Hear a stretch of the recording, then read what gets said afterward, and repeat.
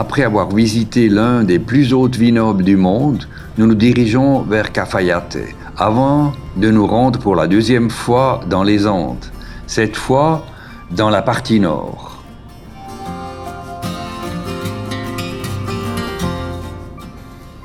D'abord, nous apprécions cette petite route du col, parfois un peu trop étroite pour Kaby, mais nous acceptons volontiers cela car nous voulons conduire par cette magnifique gorge vers la Ruta 40, l'ancienne connexion nord-sud de l'Argentine.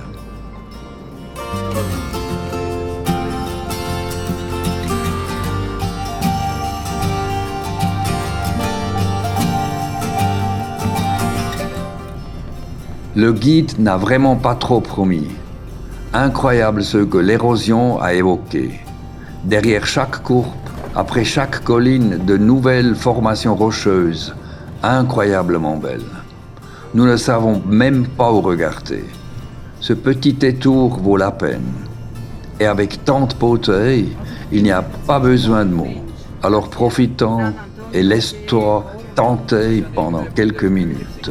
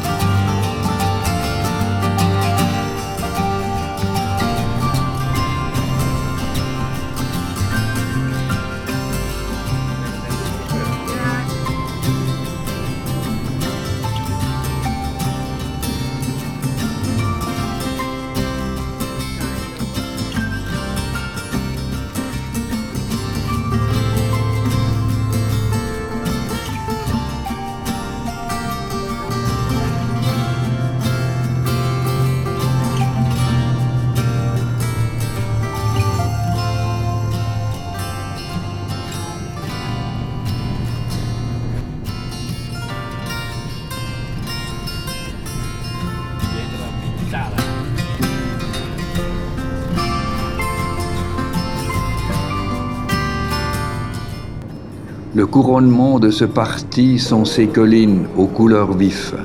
Folie ce qu'il offre la nature.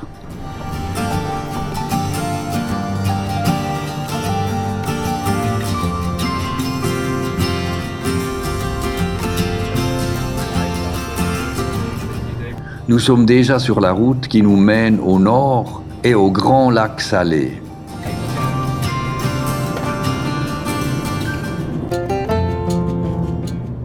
Cette largeur est géniale. Le tout est en 3400 mètres d'altitude. Ça suffit pour aujourd'hui. Nous recherchons un endroit pour dormir et nous allons trouver cette ferme en retraite de la route. Plus loin dans les collines, nous pouvons assister à ce grand orage.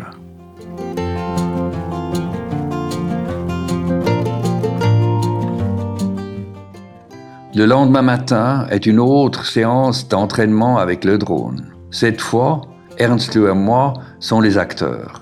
Mais le suivi n'est pas aussi simple comme il est expliqué dans le tutoriel.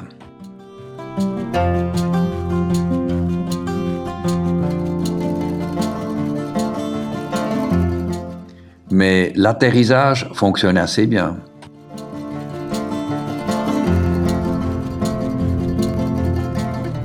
Ce lac Salé est non seulement industriellement, mais aussi touristiquement utilisé.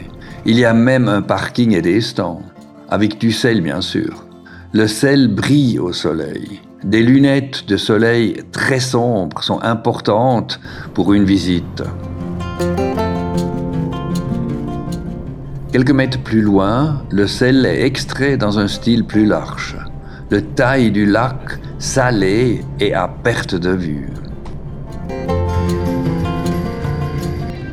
Finalement, nous atteignons les montagnes. Cette route de passage nous conduit sur la Quebrada de Malpaso. C'est l'une des principales routes au-dessus des Andes au Chili.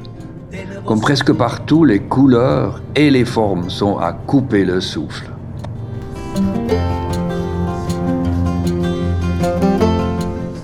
Finalement, nous nous retrouvons à Sousques, une petite ville des Andes. On peut rester, magasiner et faire le plein ici. La dernière ville importante avant la frontière. En conséquence, il y a beaucoup de champs ici. Nous nous arrêtons pour un court tour, puis décidons de continuer.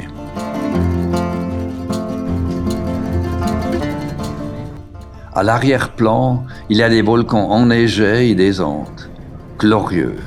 Nous aimons tellement les montagnes et les gorges que nous restons ici malgré la hauteur de plus que 4000 mètres.